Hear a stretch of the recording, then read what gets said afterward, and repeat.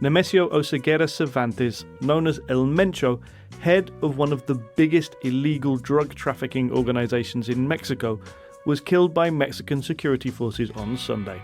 Following his death, violence erupted across a number of Mexican states, leading to the death of at least 74 people.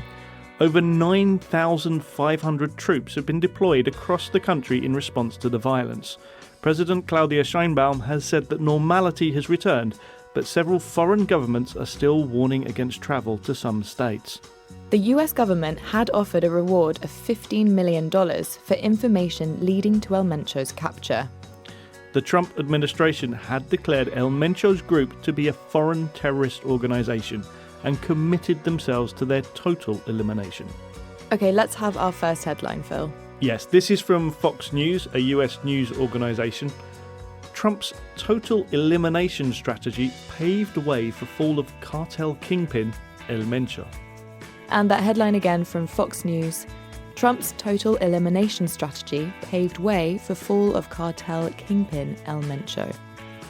The headline writer believes that the approach of the Trump administration in the US ultimately led to the success of the Mexican operation. And we're going to learn the expression pave the way. The word pave does have a literal meaning, which is to make a concrete or stone path for people to walk or drive on. But when we see pave the way like this in the news, it's usually a metaphor, and the metaphor means to make something possible. Yes, a government policy or initiative can pave the way for things to happen. They make things possible. We usually use this phrase in a positive sense. You'll notice that in the headline it's just pave way, and that's because news headlines often leave out articles like the to make things shorter. We've had pave the way, make something possible. For example, raising tax has paved the way for increased spending.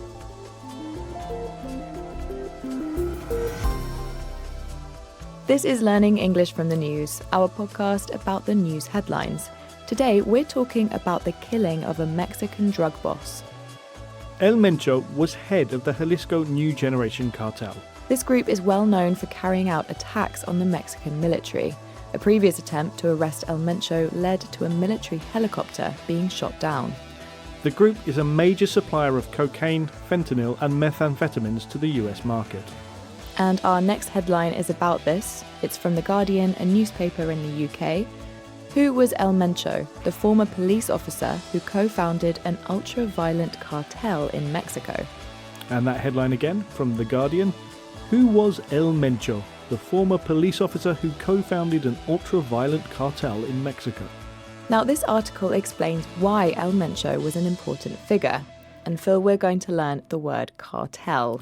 Yes, the word cartel is often used as it is here to describe the large criminal gangs who control the international drug trade. It does, however, have a broader meaning. A cartel is a group of companies that decide to work together to keep prices high and increase their profits.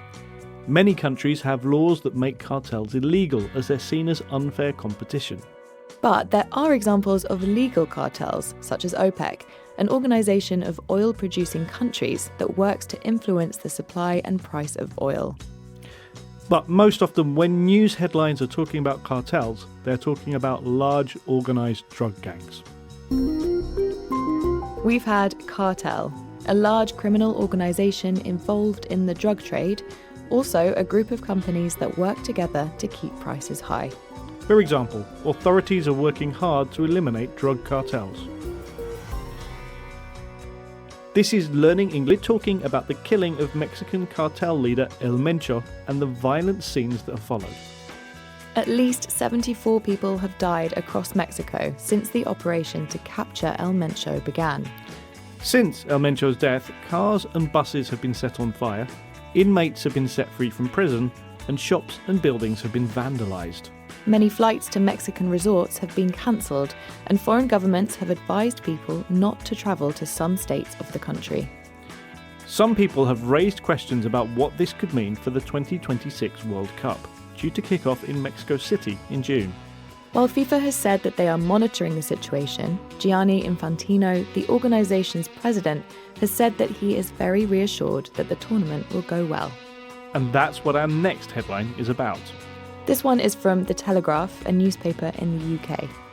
World Cup matches in jeopardy after US coordinated hit on Mexican cartel boss. That headline again from The Telegraph in the UK. World Cup matches in jeopardy after US coordinated hit on Mexican cartel boss. Now, the writer of this headline is worried about World Cup games due to be held in Mexico. We're going to learn the expression in jeopardy. Yes, if something is in jeopardy, then it's at risk. The writer here thinks that there could be a risk that the World Cup games in Mexico don't happen. In jeopardy is a phrase. The noun jeopardy has a similar meaning to the noun risk. And there's a verb, isn't there, Phil? Jeopardise.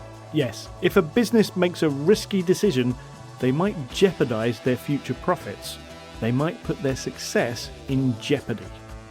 One last thing, be careful with the spelling of this word because it doesn't look the way it sounds. Jeopardy is spelt Jeopardy. Add in jeopardy, at risk. For example, if you invest all your money, you might put your savings in jeopardy. That's it for this episode of Learning English from the News.